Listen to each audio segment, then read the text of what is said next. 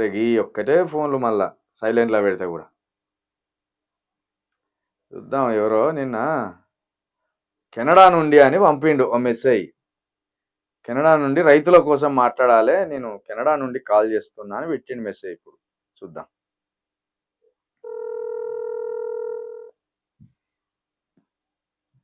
Hello hello నమస్తే. నమస్తే. నమస్తే. అదే మెసేజ్ పెట్టారు కదా కెనడా నుండి అని. అవునన్నా అవునన్నా. కెనడాలో ఉంటారా మీరు? అవునన్నా, కెనడాలో ఉంటా. నల్గొండ అన్నది. నల్గొండ ఎక్కడ? నల్గొండ నాగార్జున సాగర్ అన్న, గుర్రంపూడి దగ్గర. గ్రామం తేనెపల్లి అని, గుర్రంపూడి మండలం. గుర్రంపూడి ఐడియా ఉంది, మేము పాదయాత్ర చేసినాం. అవునవును, పాదయాత్ర చేసినాం, 6 నెలలు పాదయాత్ర చేసినాం. గుర్తుంది గుర్తుంది గుర్తుంది. మీ పేరు? శ్రీనాథ్. శ్రీనాథ్. చెప్పాలి శ్రీనాథ్ పేరు. ఏం లేదన్నా, నిన్న నిన్న నిన్న ఈవినింగ్ అదే తీన్మార్ మల్లన్న మాట్లాడిన మార్నింగ్ న్యూస్ లో ఆయన చెప్పింది, ఆయన మాట్లాడి నిన్న చూసినాం. ఏం మాటలు, రైతు బంధు రాలేదన్నోళ్ళని చెప్పు తీసుకొని కొడతాం, దొంగ నా కొడుకులు.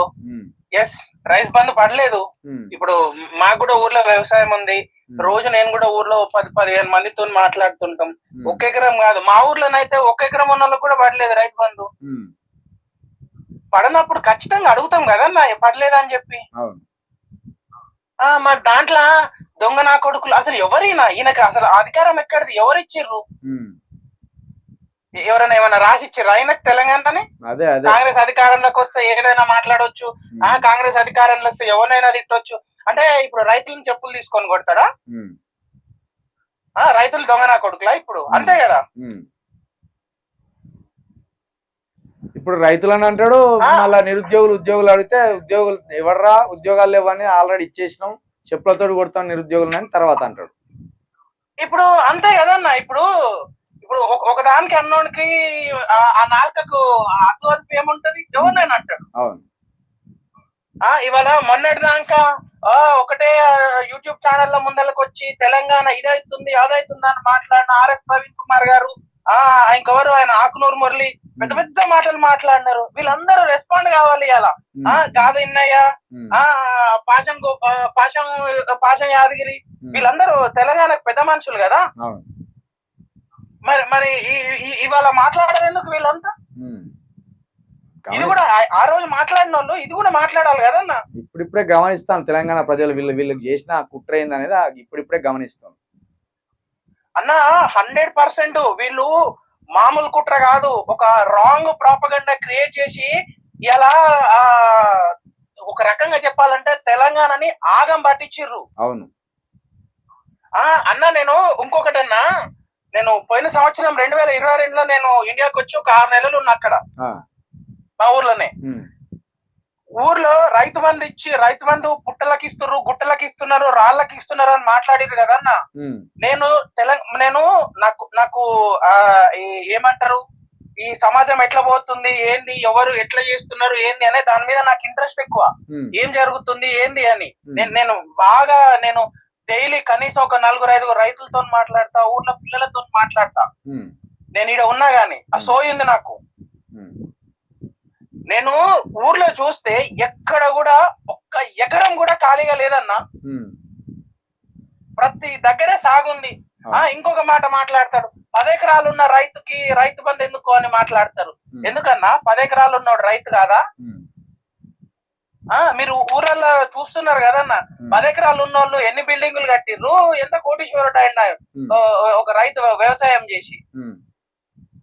ఖచ్చితంగా వీళ్ళు అంటే ఆ రఘు మాట్లాడతాడు, వీళ్ళకెందుకు వాళ్ళకెందుకు, 10 ఎకరాలు ఉన్నోనికి రైతు బంధు ఎందుకు అని అంటాడు. 10 ఎకరాలు ఉన్నోనికి ఖచ్చితంగా రైతు బంధు అవసరం అన్నా. అంటే ఒక లిమిట్ పెట్టాలనేది అందరి ఆలోచన. మామూలుగా లిమిట్ తప్పులు ఉంటే ఖచ్చితంగా దిద్దుకోవాలన్నా, దానికి ఏమి తప్పు పట్టేది ఏం లేదు. ఇప్పుడు రియల్ ఎస్టేట్ వెంచర్లకు అటు ఇటు పోతున్నాయి, పోతలేదు అనేది ఏం లేదన్నా. ఖచ్చితంగా అట్లాంటివి చూడాలి, ఎలిమినేట్ చేయాలి. నాకు కూడా మా నాయనమ్మ చచ్చిపోయింది. మా నాయనమ్మ పేరు మీద కూడా 2 ఎకరాల భూమి ఉంటే ఆమెకు కూడా వస్తుంటే నేనే చెప్పిన ఉమ్, పోయి ఎంఆర్ఓ ఆఫీస్ లో దరఖాస్తు ఇవ్వండి, చచ్చిపోయిన ఆమె పేరు మీద రైతు బంధు వచ్చుడు ఏంటి అని చెప్పి. మళ్ళీ మార్పించుకోవాలి, ఇతరుల మీదకి మార్పించుకొని చేయాలి. ఇప్పుడు ముందైతే అది తీసుకోవడం కరెక్ట్ కాదు కదా అట్లా. ఇప్పుడు మీరు చెప్పాలనుకున్న అంశం ఏంటిది, విషయం ఏంటిది? ఏం లేదన్న, తీన్మార్ మల్లన్న ఒళ్ళు దగ్గర పెట్టుకొని మాట్లాడాలి. ఆయన ఇప్పుడు కాంగ్రెస్ పార్టీలో ఉన్నాడు కాబట్టి మరి రేవంత్ రెడ్డి బాధ్యత తీసుకుంటారా, మరి ఇంకెవరు బాధ్యత తీసుకుంటారో కాంగ్రెస్ పార్టీ తరఫున కూడా ఖచ్చితంగా రైతులకు క్షమాపణ చెప్పాలి. నేను ఇంకొకటి కూడా చెప్తున్నా అన్న, వీళ్ళు మాట్లాడే మాటలు, వీళ్ళు చేసే శకలు చూస్తుంటే చెప్తున్నా కదన్న, నేను పచ్చగా చెప్తున్నా.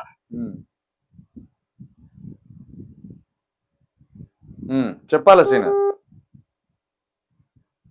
ఈయన ఇంకో ఆయన ఫోన్ చేస్తాడు కానీ అటువంటి ఆలోచనలు కానీ చేయలేదు. కానీ వీళ్ళు ఇదే రకంగా మాట్లాడి ఇదే పనులు కనుక చేస్తే ఖచ్చితంగా మళ్ళా తెలంగాణలో తుపాకులు పట్టుకొని అడవుల పొంటికి పోయే రోజులు మాత్రం ఖచ్చితంగా వస్తాయి.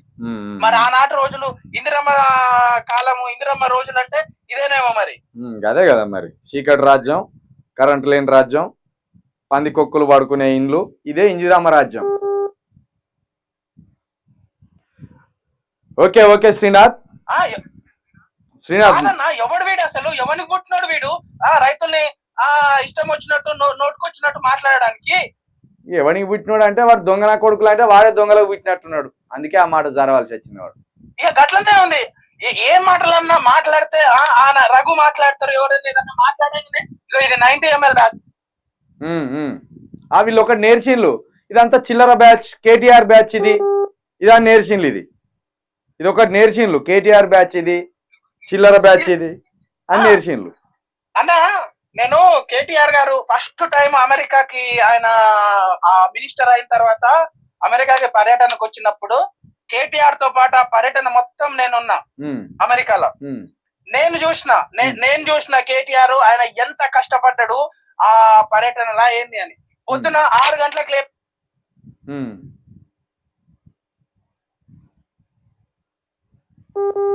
వీళ్ళు మాట్లాడుతా అంటే ఫోన్ చేస్తా అంటారు.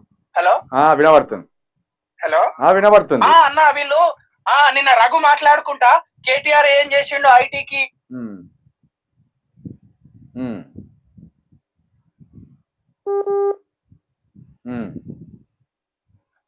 తెలంగాణలో ఐటీ డిపార్ట్మెంట్ కి ఇవాళ ఐటీ ఈ రోజు ఇంత ఉంది అని అంటే 100% కేటీఆర్ కాంట్రిబ్యూషన్ చాలా ఉంది. నేను నా కళ్ళతో చూసిన అన్న, కేటీఆర్ పొద్దున 7 గంటలకు లేచి నైట్ 11 గంటల దాకా కూడా పని చేసినాడు. ఇక్కడ ఒక 10 రోజులు ఉండే, 10 రోజులు నేను కేటీఆర్ తోనే ఉన్నా నేను అప్పుడు.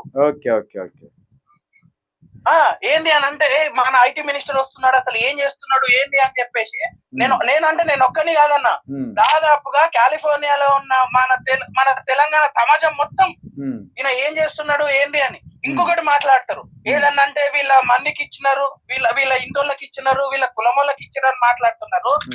ఇదే కేటీఆర్ అక్కడికి వచ్చినప్పుడు ఇలా ఈ టీ హబ్ ఇన్ఛార్జ్ ఎవరైతే ఉన్నారో దీప్తి అని ఉంటారన్న, ఆమె ఇక్కడ టెక్నాలజీ పైన వర్క్ చేస్తున్నామా, ఒక మంచి పొజిషన్ లో ఉంటే ఇట్లాంటి వాళ్ళు రావాలని చెప్పేసి అమ్మ నువ్వు ఇక్కడ ఉద్యోగం మానేసుకొని నువ్వు రా అమ్మ తెలంగాణకు వచ్చి పని చెయ్యు, మన దగ్గర పోరాలకు ఉద్యోగాలు రావాలని చెప్పి ఆమెను ఈ నుంచి అమెరికా నుంచి తీసుకొని పోయి అక్కడ టీ హబ్ కి ఇన్ఛార్జ్ గా పెట్టిండు ఆమె. మాకు తెలుసు ఆమె. వీడు ఎవడో తీన్మారు మళ్ళీ కానీ టీమ్ సభ్యుడాట ఒక్కటే ఫోన్ చేస్తాను వీడు, మరి ఏందో వీని కథ. ఓకే శ్రీనాథ్, దీన్ని మళ్ళీ మాట్లాడు. తీసుకొచ్చి ఓకే శ్రీనాథ్, మళ్ళీ మాట్లాడు.